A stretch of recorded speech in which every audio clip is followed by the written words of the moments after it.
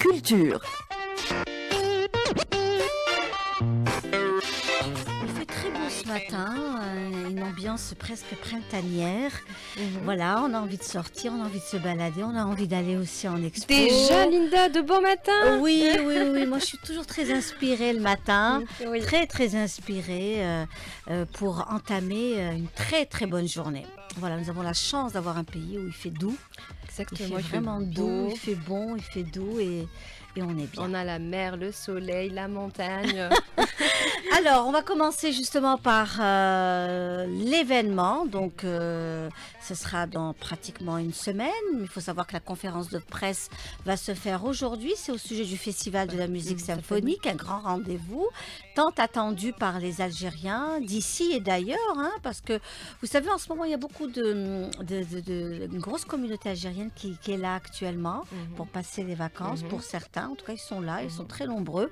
On les croise dans les rues, on les salue, on les oriente aussi pour, pourquoi pas, des endroits à découvrir, que ce soit dans le centre-ville d'Alger, ou aller découvrir la Casbah, ou les sites tels que le Bardo, par exemple, qui abrite actuellement une très belle exposition.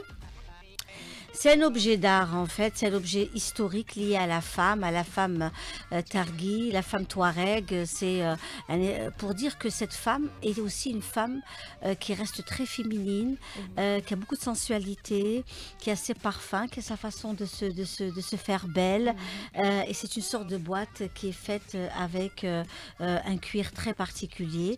Donc il y a ce beau produit, puis le musée du Bardo en lui-même, aujourd'hui, c'est aussi un très bel espace à découvrir et redécouvrir, parce qu'il faut savoir que les scénographies changent et qu'il y a un travail qui se fait autour du rafraîchissement aussi des sites de nos beaux musées. Donc ce matin, c'est vraiment le coup de cœur, le musée du Bardo, et on enchaîne avec le Festival de la musique symphonique. Il ouvrira ses portes le 17 de ce mois, c'est-à-dire le week-end prochain.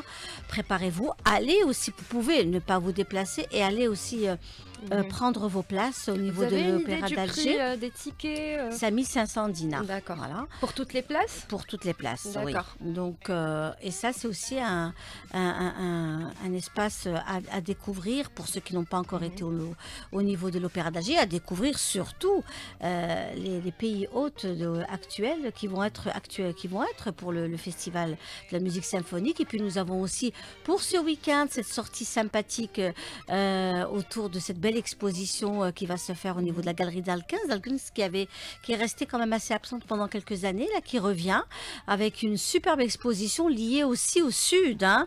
Ce n'est pas un hasard, elle est liée au sud. Et puis on va aller aussi encourager cette coopérative Targhi Touareg qui sera présente au niveau de la galerie. C'est ce samedi.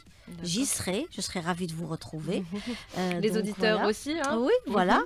Donc ce sera un beau moment de partage et d'échange. N'oubliez pas vos rendez-vous avec les mercredis du Verbe au niveau de l'établissement Art et Culture, chez notre ami Fouzi Alaradi, qui reçoit à chaque fois des écrivains, des artistes. N'hésitez pas. Et puis nous avons notre ami aussi, Monsieur Saïd Saad, qui rend hommage à Amr Zahi et qui sera le 17 de ce mois au niveau de la Fondation Asla. D'accord.